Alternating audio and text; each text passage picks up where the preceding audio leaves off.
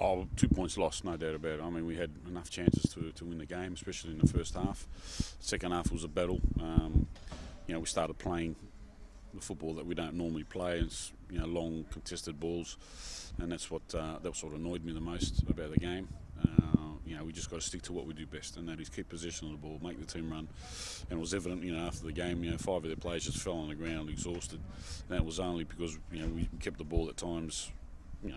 Not enough though, but imagine if we kept it full time for the full 90 minutes, really run them off their legs, we could have had more chances in the sense that, you lose concentration when you're tired, spaces open up and, you've got to take your chances. But look, the boys they went 1-0 down. We knew that, they were very strong on their set pieces. And they got one, but good luck to the boys. They fought back hard and got the equaliser. The slow attacking play we were playing sort of played into Hume's hands. Was that sort of spoken about at halftime? Yeah, look, we try to move the ball as quick as possible, but what was happening is that they were getting a lot of players behind the ball, so and that sort of affected the rhythm of our game, and so we had to try to find the right avenue, and that's why it was a bit slower than normal, because we didn't want to sell the ball, by sort of playing it through the middle, which is very congested.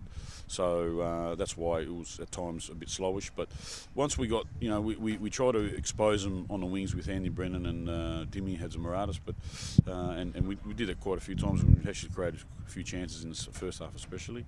But we're going to get teams like that. We're going to get teams who are going to come here and sort of really park the bus and make it hard for us. And we've got to find solutions. And credit that we got the point today, but there's no doubt that we should have got 3. Conceded from another set piece. Is that becoming a bit of an issue now?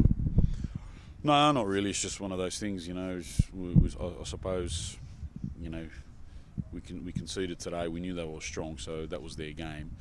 And, unfortunately, we handled most of them all right, apart from one, which they scored. So, they had about at least half a dozen free kicks really more or less outside the box, so and we did okay with them, but in this case we didn't.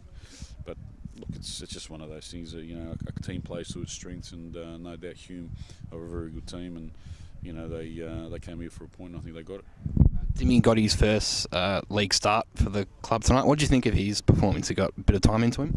Yeah, look, Dimmy hasn't played for 5-6 weeks, so we've got to be careful with him. And today we gave him a home game and more minutes than he's had for quite a while. But he tired out a bit in the end, and he's still getting used to the way we're playing. So, I think with time and Dimmy will be a very very big asset for us, no doubt about it. Nick Glavin with the assist seems like he's been the most consistent player in that back four, with a few of the other boys being out through injury, suspensions. He's sort of been kept his spot in the team. Yeah, Nick's and you want consistency. When you have consistency, you keep playing. And he's consistent with his way he's playing. He makes sure that his opponent doesn't get beyond him or gets those crosses in, and that's what he does. And and on top of that, he does things good for us going forward. So he gives us another option, especially when we have a congested team that plays with. A team that plays with congested defence. We have him getting wide, giving us that other option, because we want our fullbacks to be involved in our attacking movement. So, he gave the assist today, which is credit to him. So, yeah, I'm very fortunate to have a team where there's a lot of players giving me a lot of good options, and it gives us a chance to rotate players quite a bit, because we have another heavy program coming up.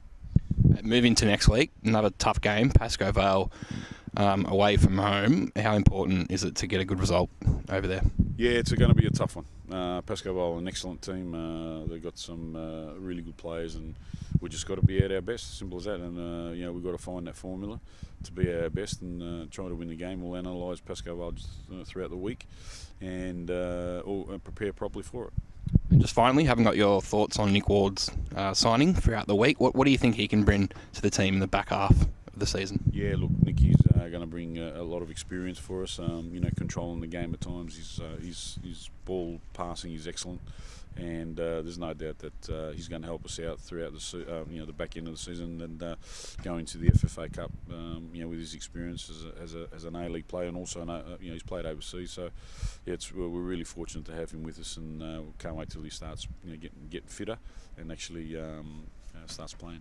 How far is Keanu Moore away from returning from injury? Next week. He should be back next week. next week. Yeah, we decided to give him 2 weeks.